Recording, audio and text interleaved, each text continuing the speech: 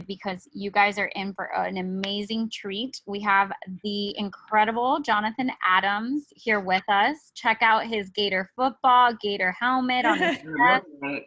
To the left, true Gator at heart. And Jonathan is a dear role model of mine. I was a student when he was an advisory member, and now I have the amazing opportunity to sit on this board with him and collaborate to create resources for all of you guys. And we're really here for you. The advisory council, there's multiple advisory councils for the college by major. And we're having a little trouble, at least I'm having a little trouble hearing you. Can you guys hear me or no? Very low. It's like your hand was on the mic or something. Oh, okay. Is that better? Yes. Okay, sorry. I guess I was grabbing my computer.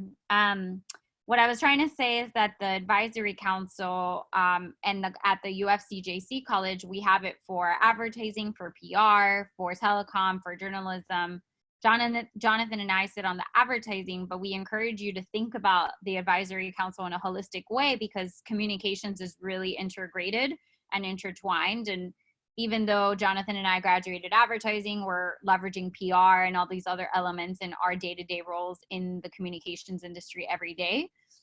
So really encourage you guys to check out the In All Kinds of Weather virtual series website. I just chatted it so that you can see the previous sessions that we had. And we, as all the advisory council members across the CJC College, are alumni, and we're here for you. We're here to help you all thrive and become everything that you dream of in this industry. And we're here to be a resource to all of you. And, you know, in the absence of us being able to be there in person with you and see you,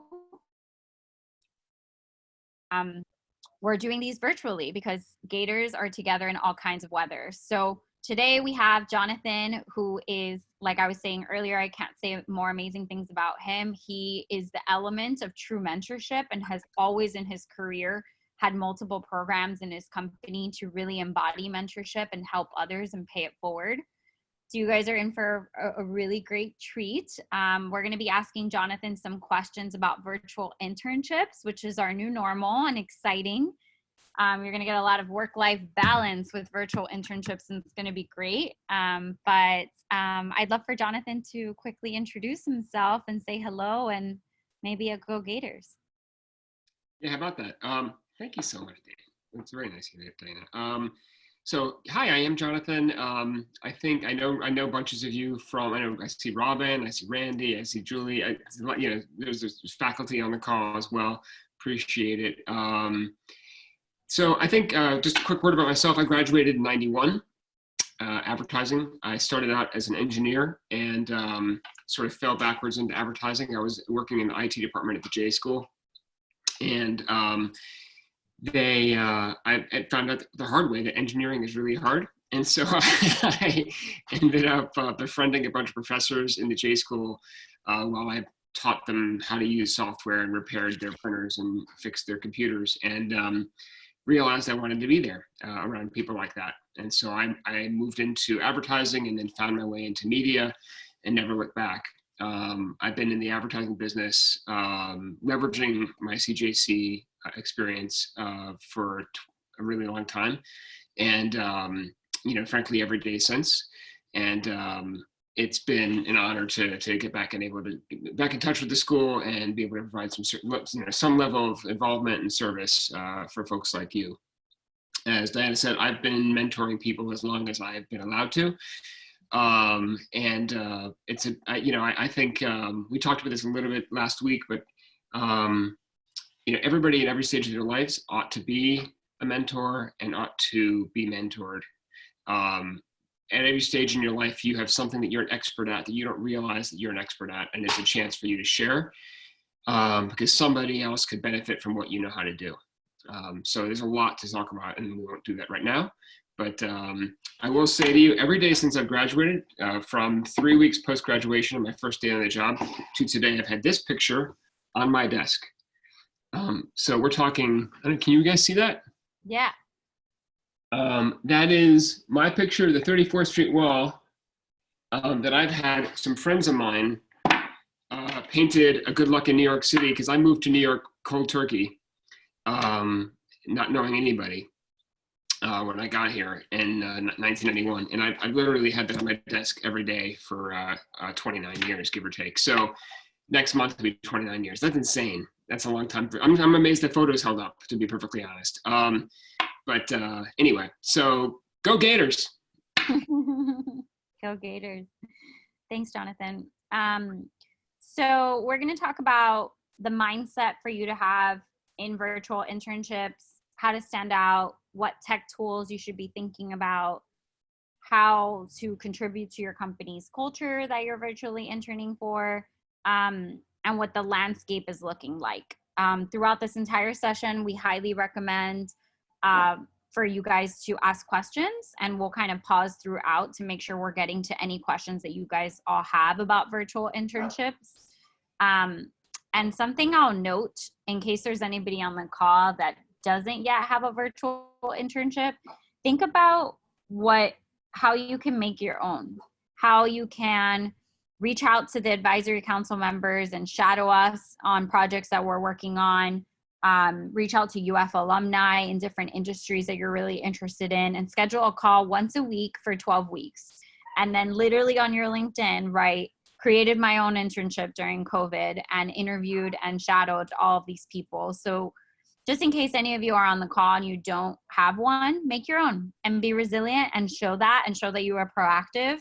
And all of this advice will follow as you're thinking about what virtual internships look like in this new normal. So Jonathan, one of the things that I really love about how you think about growth and learning and always being somebody that wants to learn, no matter at what stage you are in your career, is your Venn diagram foundation.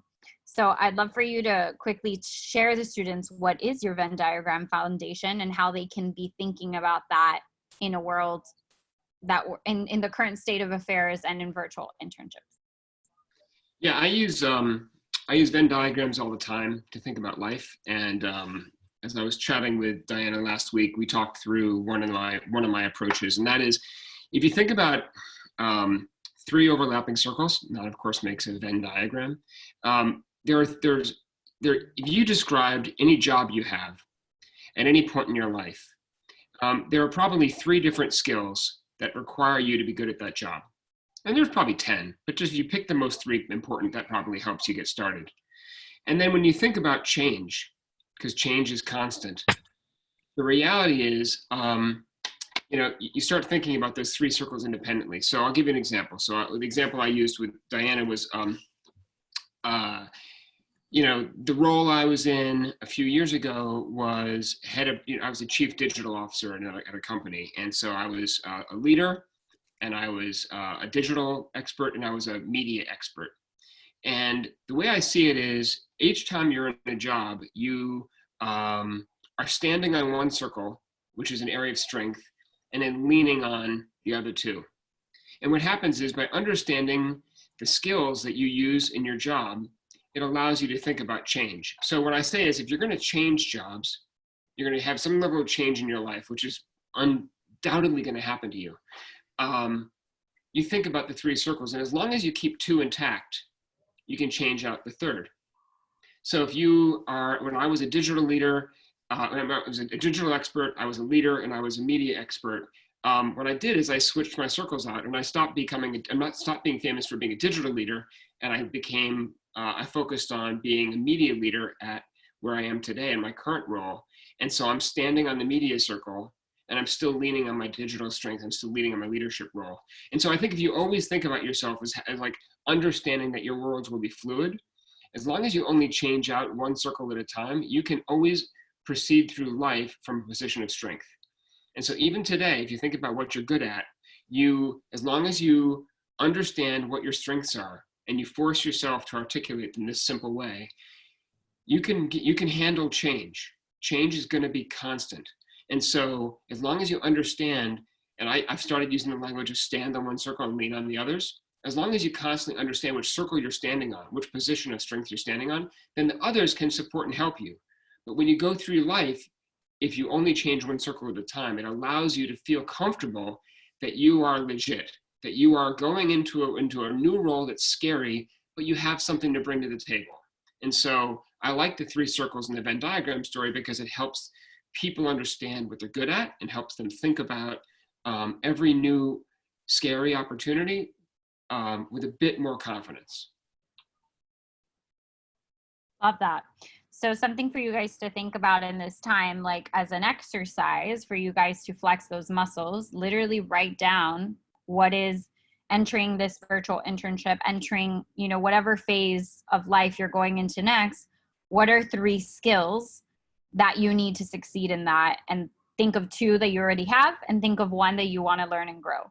So then what could you be doing right now to start growing that 3rd skill by reaching out to advisory council members, by reaching out to UF alumni, your faculty, your peers, and saying, I really need to flex this new muscle. I need to step out of my comfort zone. What is your advice? And you can just send like 5 emails asking, how do I grow this skill?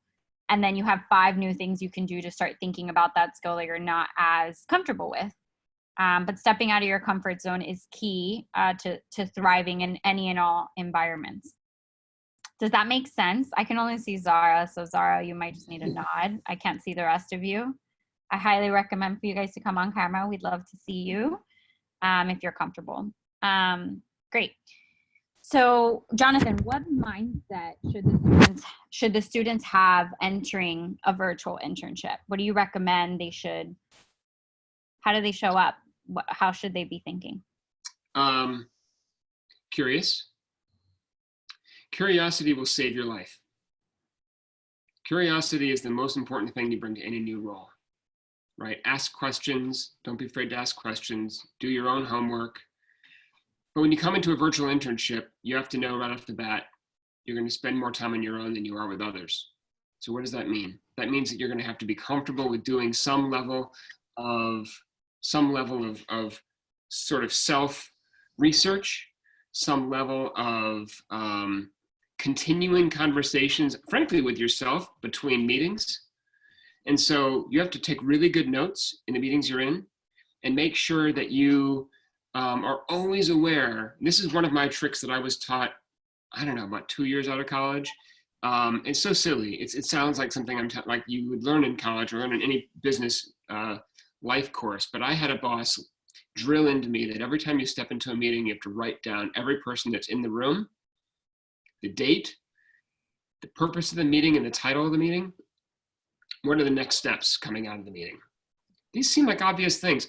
Dude, they're not. They're not obvious at all. It's so funny. Like really, really great people have no idea who was in yesterday's meeting that made some massive decision. Wait, was Fred in that meeting? He's the only one that can make that decision. I don't know. I didn't write it down. Did you write it down? Yeah, I wrote it down. Why didn't you write it down?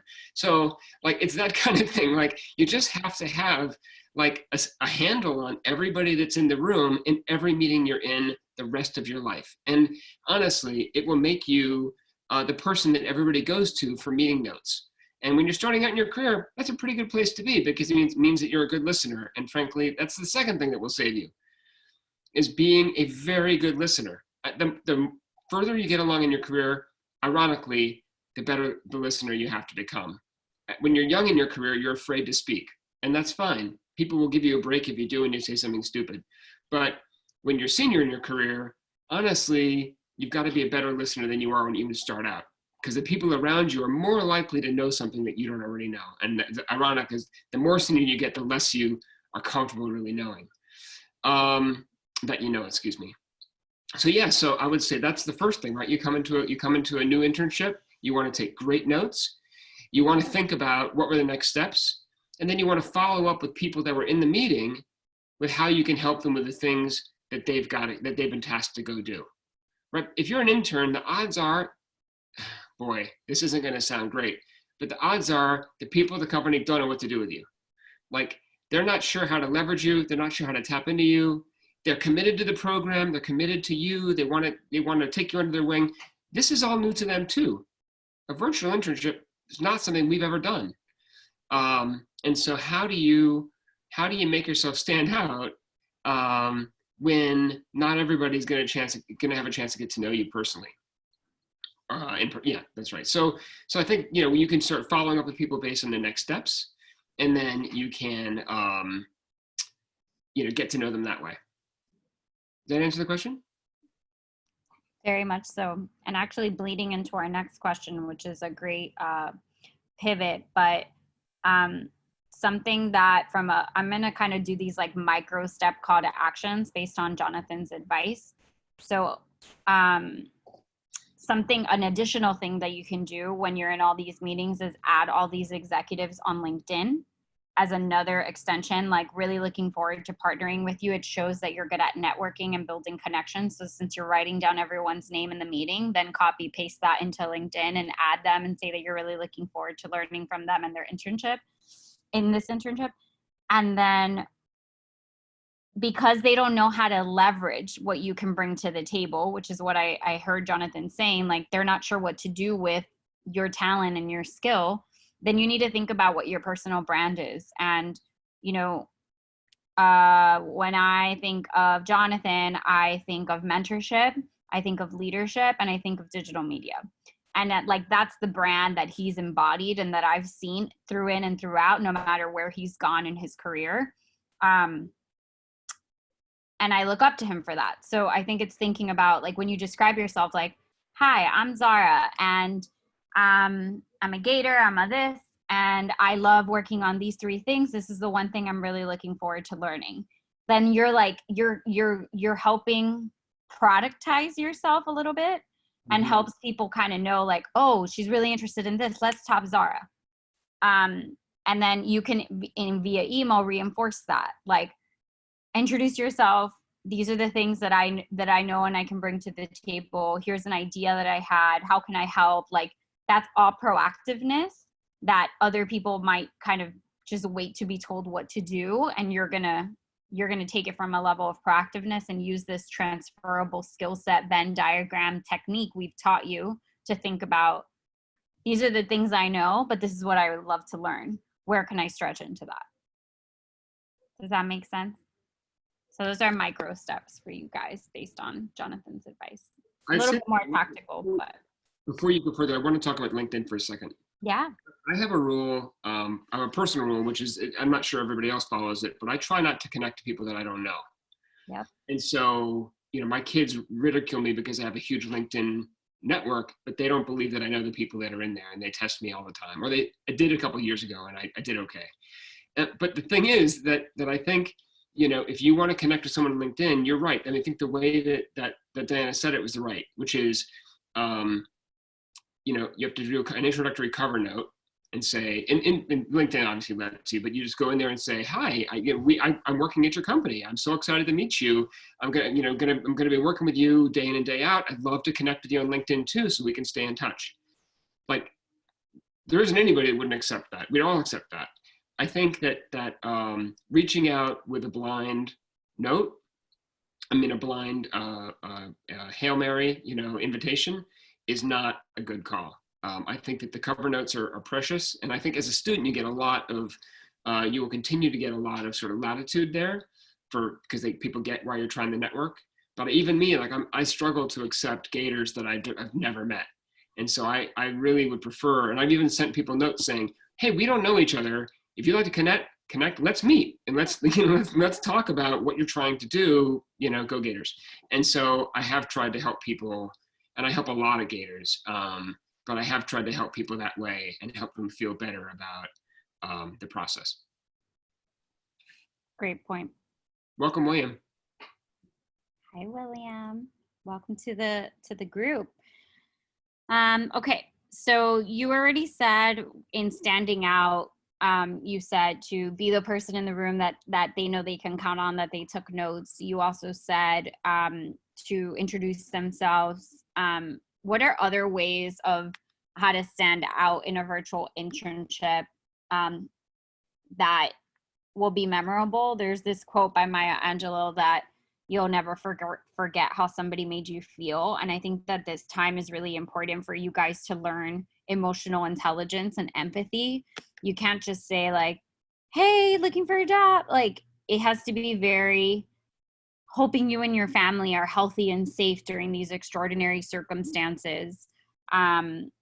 really looking to put all of my energy into solving and being a part of this industry, which is helping the current crisis. Like, you're showing emotional intelligence of being able to be a part of the solution, right? Like, how are you going to contribute to help humanity?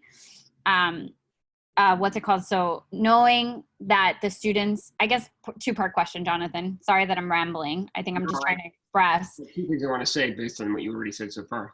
Yeah. So like emotional intelligence, how do they stand out, and how do they look even more mature than these amazing students already are? Because Gators are, in my opinion, the best quality of candidates coming out from the nation.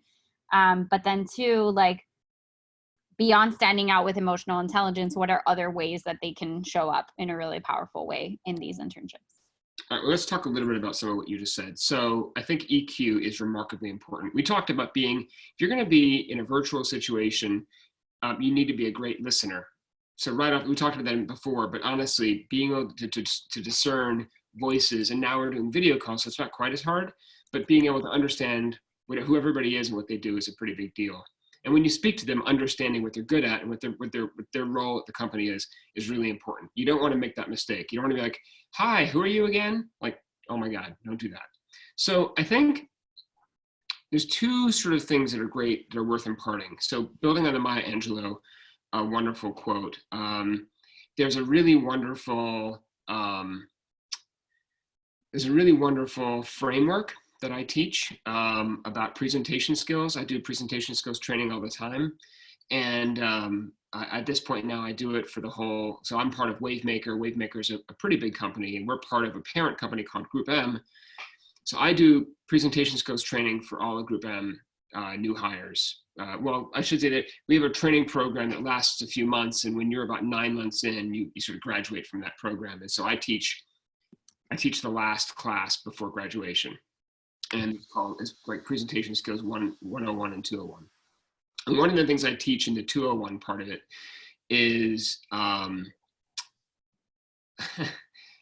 love and emotion are the only reasons people do anything. So the backup for that is that you've heard of people talk about the right brain and the left brain. It's called the neocortex and the not the cerebellum, the neocortex and the, anyway, the point is that essentially one part of the brain manages language and analytical things, and the other part interprets, makes decisions, and has emotion.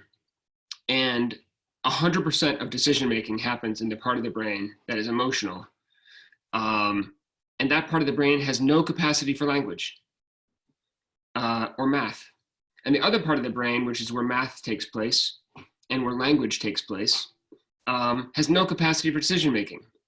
So therefore, when you focus on how you communicate with others, it's really important that you kind of wear your heart on your sleeve, that you sort of always let people know where you stand.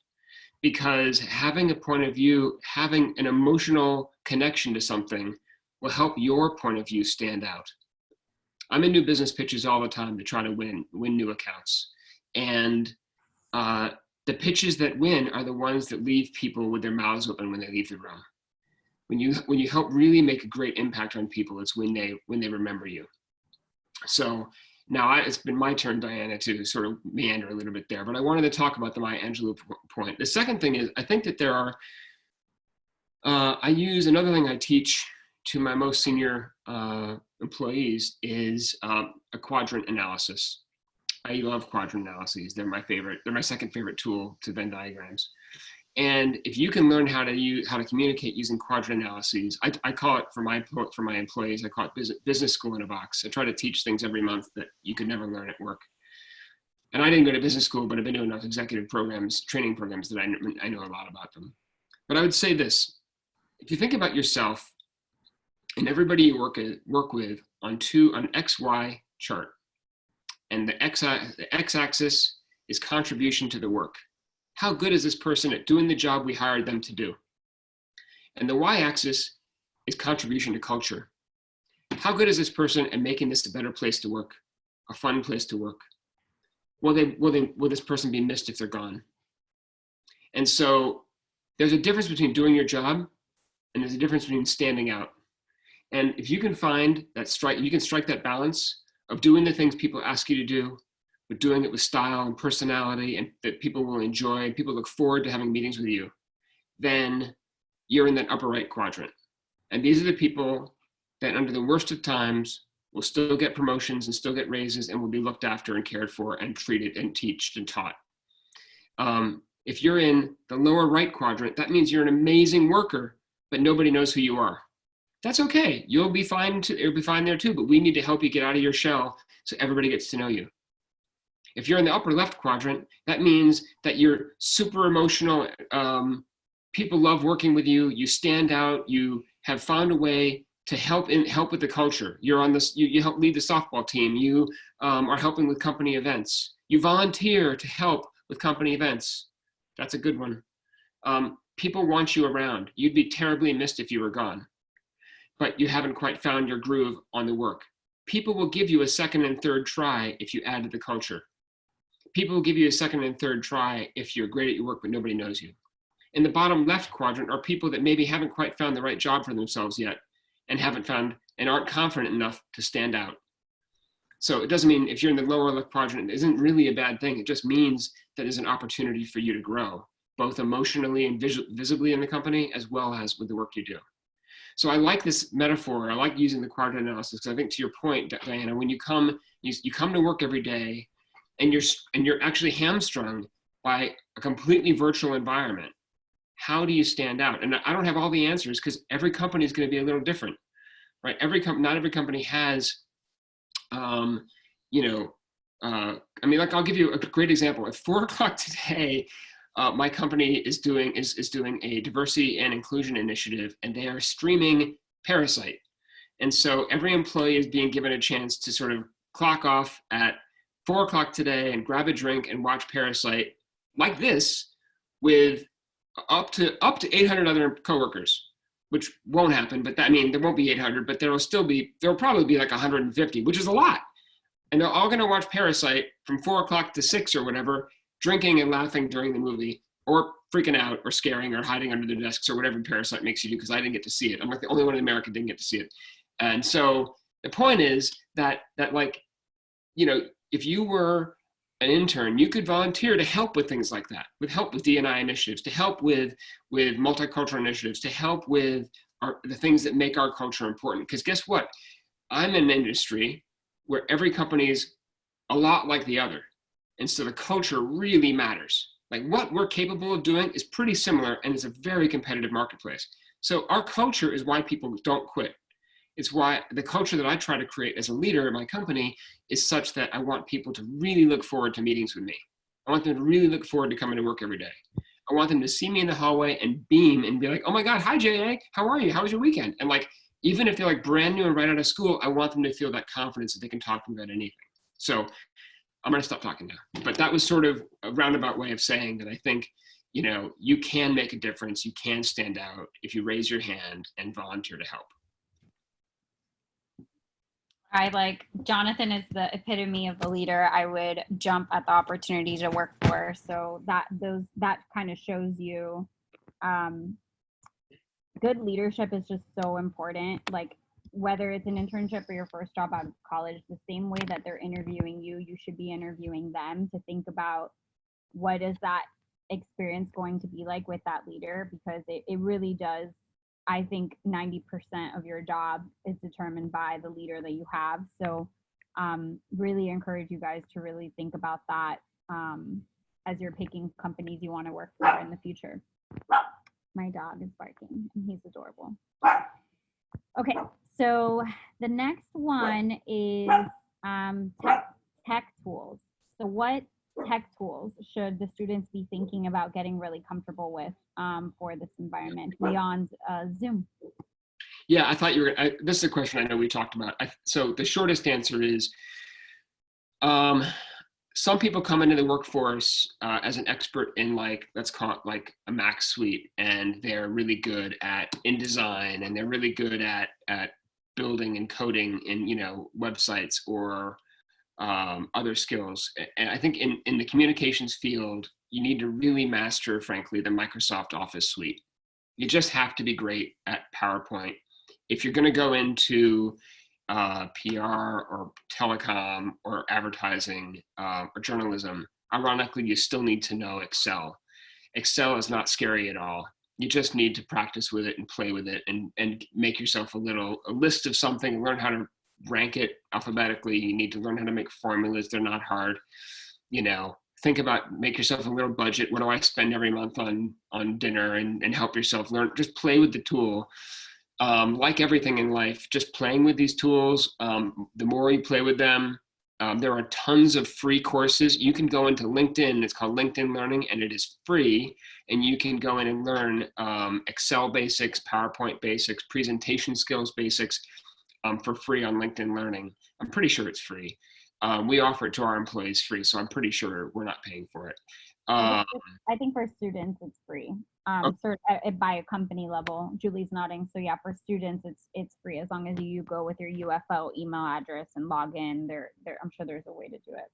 So yeah, so I bring it up because I feel like, you know, for me, I say to my employees two sort of funny things. I say, one, don't kid yourself. We all present for a living.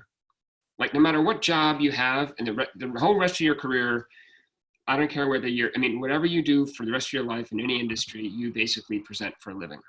You need to understand how to speak to groups. You need to understand how to make a point. You need to figure out how to get to that point. If you have to create slides, you need to figure out how to make them so that they're not too wordy and overwhelming. You need to make sure that there's enough on there to have it mean something. The balance between having silly, emojis and real stuff is, how do you have your, how do you balance work versus personality?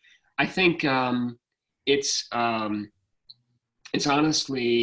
I think, I mentioned of the tools, there's PowerPoint, there's Word, there's Excel. I think that's a really straightforward package to get to know.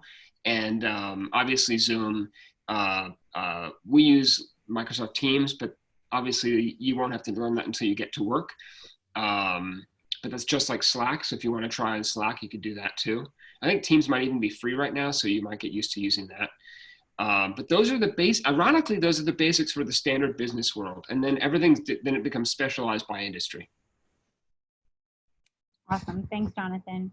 Yeah, so Slack is like a chat feature. Microsoft Teams is like an all-in-one. It's file sharing, chat, it's like a lot of elements together. So every company kind of has their own thing. Some companies are still using Google Drive and everything's in the Google kind of interface, Google Docs, Google Sheets, and I think a lot of it is moving towards the Googles of the world where it's interactive documents where multiple people can be collaborating at once. There's even really great tech out there of how multiple people can be collaborating on a presentation via Keynote all at once instead of send me this one slide and this one slide. So collaborative cloud tools is something I'll just add because more and more, and especially with virtual, you're going to have multiple people working on one project simultaneously. Yeah, Google Docs is fine too. We use a lot. I don't use Google Docs at my company, but I have a sister company that is entirely on the Google Suite, and they're all Google Docs. So again, same exact thing. And Robin and Julie have been. Your hand is on the mic again. Oh, sorry. Robin and Julie have been so gracious to add links to the e-learning LinkedIn learning links here, as well as the Microsoft Teams feature that you guys can all access to just start checking out and getting comfortable with the interfaces so that when you start, it's not how do I use, literally Google, how do I use Microsoft Teams and go through a little tutorial so you guys can get comfortable. I'm going to ask one last question and then we're going to open it up to questions. So would love for you guys to be thinking about what's top of mind, what are blind spots we're missing, talking about what do you guys want to know. So Jonathan, last question. What companies do you think are doing it right when it comes to the current environment and that we're in? Are you getting a call? I am.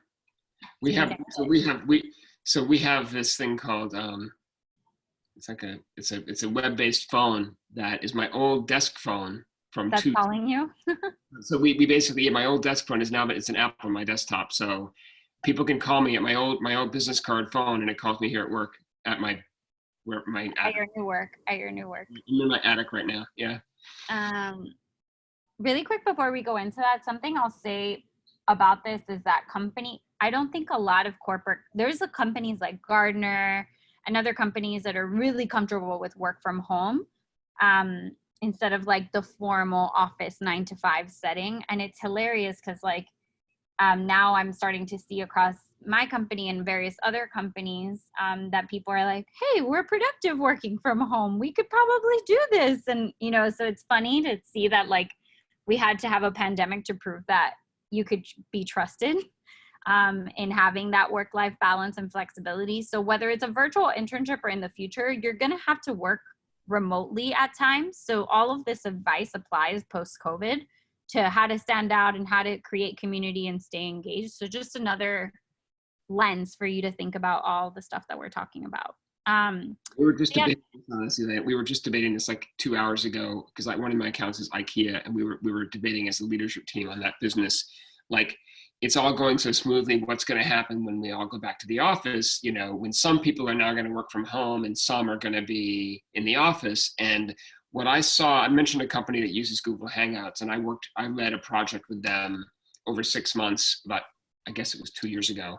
And that team, man, they all use Google Stack. And even when they sat 20 feet away from each other, everybody dialed in to Google they did a Hangout for every single meeting. And so they had this kind of screen with everybody, the gallery view here, we're seeing everybody, but they had everybody on the screen at once for every meeting, even if they sat in the same office and were only 20 feet apart, because that way they could be more inclusive for the people who are working from home and from all over the planet. And so what I said to my team this morning was, after 6 months, I felt like I knew the woman who was based in Sao Paulo, who I'd never met in person, but I knew her so well because I watched her scratch her forehead and drink tea 1,000 times and make jokes and whatever. I felt like we were totally coworkers after 6 months, and we weren't even at the same company. And she was in another time zone, much less continent. And so really, really interesting what I think this is going to do for all of us. And I think, whether we're all going to just stick to this platform, even if we're in the office or not, I think could be really, really telling and really interesting. Okay, sorry, you had a question. No, super, super cool. And thank you for sharing. Talking about kind of how companies are thinking about this environment, what are the highlights, wins of what you're seeing companies do to set up virtual internships? There's some canceling, there's some adding. Is there anybody that comes to mind, or even WPP? What are you guys doing that gets you excited for a COVID virtual internship world?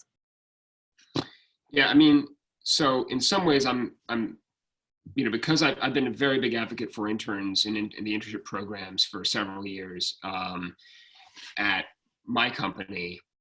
I'm the perfect person to talk to about internships, but because I have no idea what's going to happen with our summer internship program, I'm almost the worst person to talk about it. But I don't personally know what we're doing for our internship program this summer. I know we're very, very committed to the process. I don't know how it's going to go. I've got a son who is a junior going on senior. I guess he's not a rising senior yet, but he's a junior at the moment, and he has an internship this summer in accounting. And he's supposed to be going virtual, and we're trying to figure out as a family how he's going to do that and where he's going to be based and if he'll ever go into the office and all that. And so to answer your question, I think that the virtual internships, as we've talked about, if you have one, let's talk about how to make it great. I don't know, this is not the kind of thing that anybody publishes, because internships are fairly personal to organizations until they've done them 10 times and everybody knows about them. But this is brand new territory for all of us. I know there have been several internships that have been canceled. And I thought where you started the conversation, Dayana, was really powerful, which is if you don't have an internship lined up, it's okay. You can create your own. And I think creating a series of conversations, if you said, I created, 2 conversations a week with leaders across XYZ industry, and I met with them twice a week. And each time I met with another leader, I was able to build on my experience. And over the course of the summer, I learned how to, become an expert at blank. that sort of initiative, is remarkable. And I think, if you can create your own story, even if you're at a company, you could do that too. But if you don't have one, I think that's really powerful to create your own. And I think you're right. People are going to be giving a lot of latitude for this crazy summer and this crazy year that we're in going forward and into the new world. And I don't know yet how many companies have done virtual internships and how we're going to do ours. But I will tell you, in October, I'll probably be an expert at them. I just don't today. Nobody is, Cool. All right, awesome. So let's open it up to questions. I feel like we have a small enough group that you guys don't have to chat it. You could just ask it, but would love to see what questions you guys all have and how we can support you.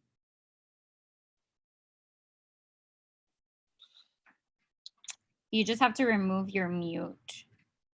Okay, Yep. I raised my hand in the feature, but I guess I can just do this since it's a small enough one. Oh, But, I'm not hi. an admin, so I'm sorry I don't see that. But yeah, you could just ask. You don't have to click raise hand, but thank Okay, you. that's fine. Hi, my name is Zara Khan. I'm a third-year journalism major at UF, and I hope you all are doing well and all this craziness and whatnot.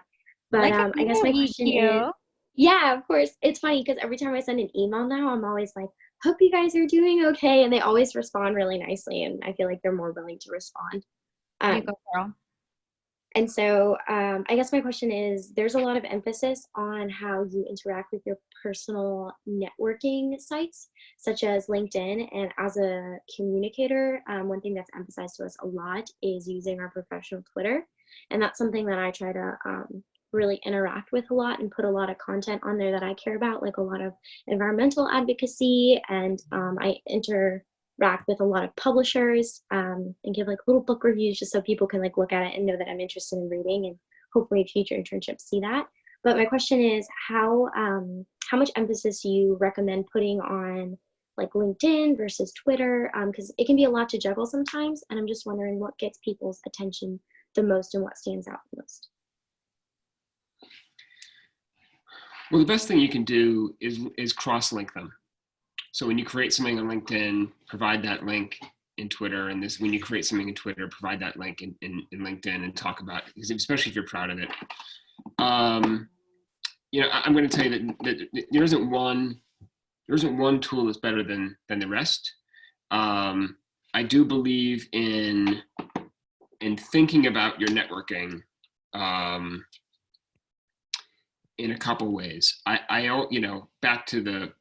Back to the Venn diagrams. I think that there are, there's the personal you, which is the you're your parents' daughter, and you've got friends, and you've got a world of friends that are related to you have to have nothing to do with your business world. You will then create relationships at work, and those are people that will be in a new circle you'll create, and these are relationships you'll basically build in this work environment. And then there are people in the industry, in your case, journalism, that you want to create relationships with. In each circle, you want to think short-term, you want to think long-term. You want to network your ass off. In your personal world, ironically, these are the people that you're going to lean on when times are tough. In the work world, these are people that you're going to learn from on the job. And in the industry world, these are people that you want to influence, and you want them to remember you, because the next 2 jobs or 3 jobs you get will come from the industry relationships. And that's where the LinkedIn and Twitter question comes into play. How are you creating your brand that other people will remember? It's less about where and how often, but what you say and how you're saying it. And I think if you think about the people that share your content, the people that like your content, the people that you believe you're, I used to say that I used to say that Twitter is where I would follow my heroes. Facebook is where I followed my friends. Instagram is where I followed my kids, and LinkedIn is where I follow my peer group. And I think you have to figure out what these systems mean for you.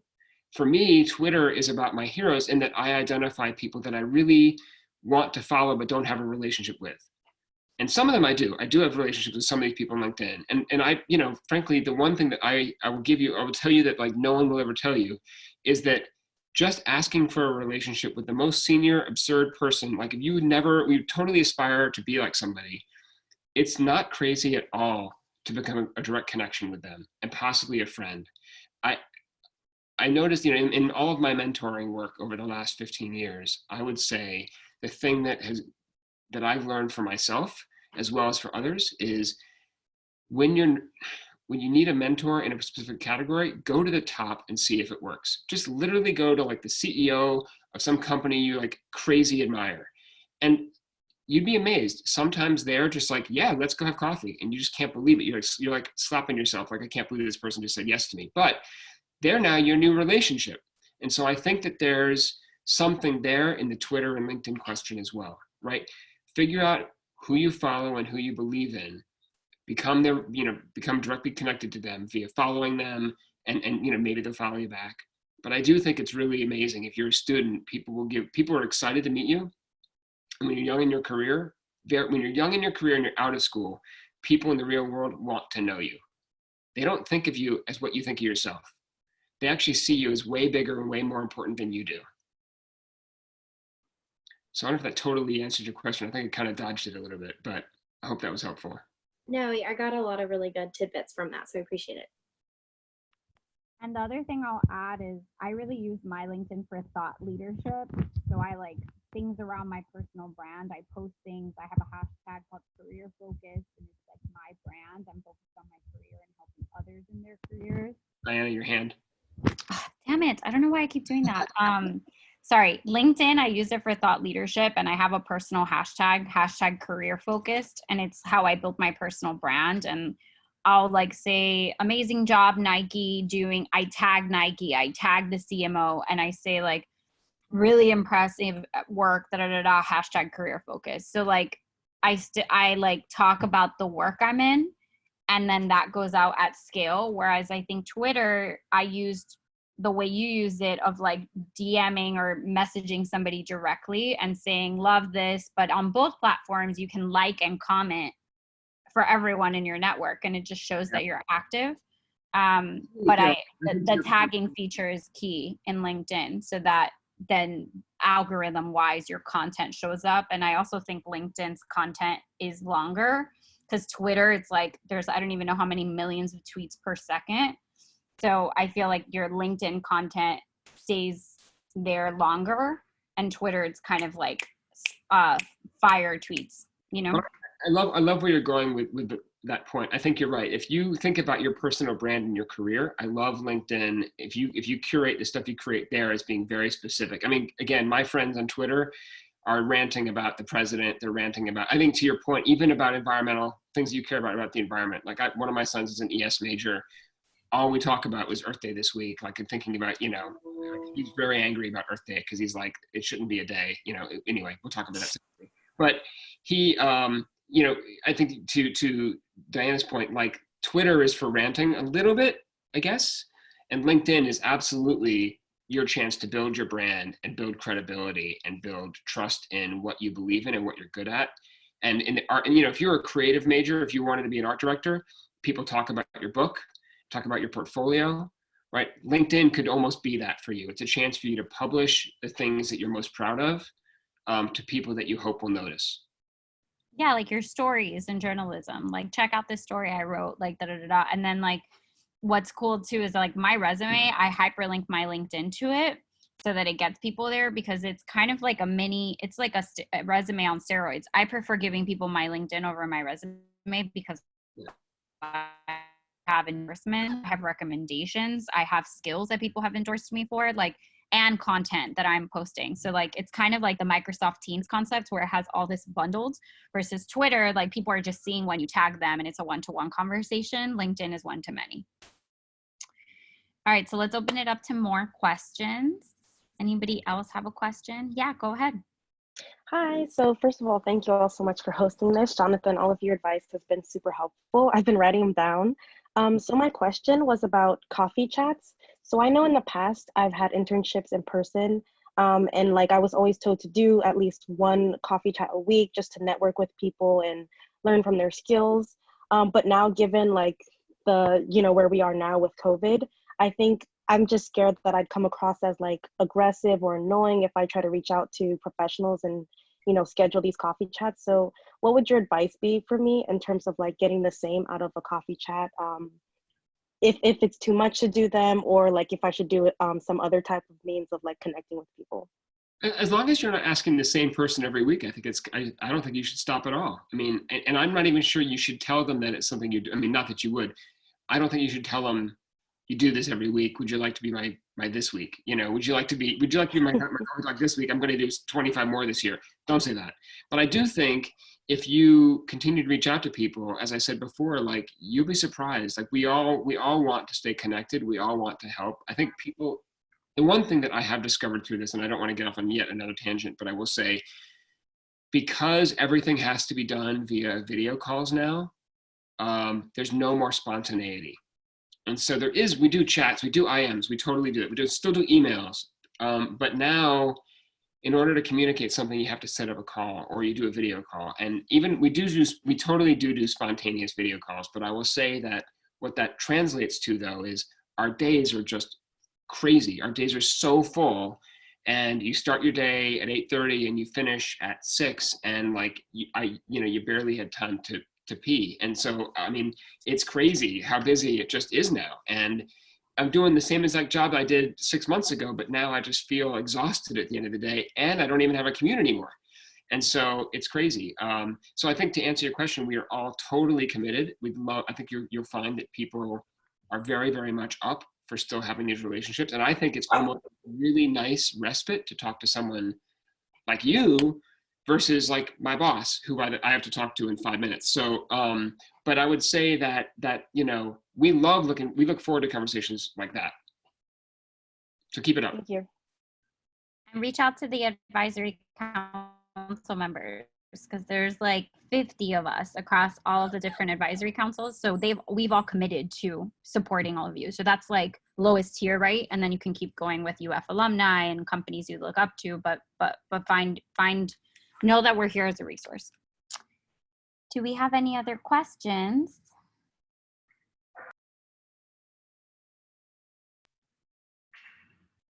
All right, great. So let's leave them with our biggest piece of advice for virtual internships. To think about it from gator to gator, how can they persevere and go solve? Yeah, I think, we talked about finding a way to make sure that your personality comes through. I think the things that differentiate us are the things that make us interesting. And the things that you love to do are the things that we want to know about. When I have a lot of different talks, and one of them I talk about, have a life, outside of work. When you come to work the next, Monday, it's cool to hear, the first question on Monday calls is, what'd you do this weekend? Everybody asks. And some people are like, I slept, and you're jealous because they slept. But other people talk about, they got out, they went for a hike, or they did something cool, or they cut their first album, or they built a website, or they, whatever, adopted a dog. And so I think just having some depth of personality really matters. And so, don't be afraid of who you are and what you love. And so, the term side hustle really got invented in the last 10 years about careers. But I think in terms of always having something on the side that lights you up from inside will give you, honestly, it will give you the batteries to survive a career. Like, you need to have something, anything that gives you excitement and passion outside of your day-to-day work, so that you're interesting at work, and that frankly you have as I said a second ago, sort of the batteries to withstand a long career and get you started every morning. And so I think having something that you love, that your job allows you to do, that's another thing. Don't be afraid. When you're young in your career, don't be surprised if they ask you to work long hours. But also don't be afraid to put yourself first once in a while. I know students that take classes at night. I know students that mentor and have to go. One of my employees goes to Harlem once a week to mentor a school, to students outside of a school. I'm like, that's awesome. We would never get in the way of doing that. And so we don't, he makes up the hours elsewhere because he leaves at like 4 to get there. it's fine, but have your personality and know what matters to you. That'll be the thing that carries you through. And if you can find like a chance to do the two things. So, Zara, your point, like if you love, environmental science, but you're a journalist, like, man, wouldn't it be cool if you could intersect those two things in the real world? And so knowing who you are and what you want to do for a living can help you if you can find a way to intersect what you're good at and what you love. In your job life too. Yeah, I actually did this in the last session, but if you're going to work more than 40 hours a week in your new jobs, like once you graduate, etc., like, so 40 hours a week times 4 weeks in the month times 12 in the year times 10 for a decade, that's 19,000 hours of your life. And how do you, right, it's a lot of time. So to Jonathan's point, I'm a huge advocate about finding a career you're passionate about. So use this time to really create Twitter feeds of all the companies you love and why, and what are companies that the values of the company, which are on their company websites, do they align with you and how you want to contribute and what your legacy is going to be? Because what's the point of doing something for 19,000 hours a decade of your life that you hate? There's no point in it. So really use this time to find where your passions intersect, and then go on LinkedIn and find those companies and look for UF alumni and reach out for those coffee chats. Like low hanging fruit, we'll always say yes, and dive deeper. So Jonathan, thank you for all of your amazing advice and for taking the time to inspoke wisdom on the next generation of marketers. I also want to give a shout out to Julie. I know that she wanted to speak and introduce herself quickly as we wrap about a really great new element that she's bringing to the college to support all of your careers. Sure. Thanks so much. I appreciate just being able to see you guys and talk to you guys real quickly. The college has created a new Office of Careers and Corporate Partnerships. So I'm the director of the office. I'm also an alum of the college, and I'm so excited to be here as a resource for you. We'll be sharing information that we get from the alumni back with you all for opportunities for jobs and internships. So please feel free to reach out to me if you need anything. I'm here for you. Thanks, Julie. All right, and the way we've been ending all of these calls to just bring a little pep in our step, because the world is in a lot of pain right now, is I said it's great. A Florida Gator said it's great to be a Florida Gator. Have a beautiful weekend. Wishing you all health and positivity. And we love you. Go Gators. Dayana, thanks so much for doing this. Great job. Thanks. In all kinds of weather. Bye, Jonathan. Bye, everyone. Go Gators.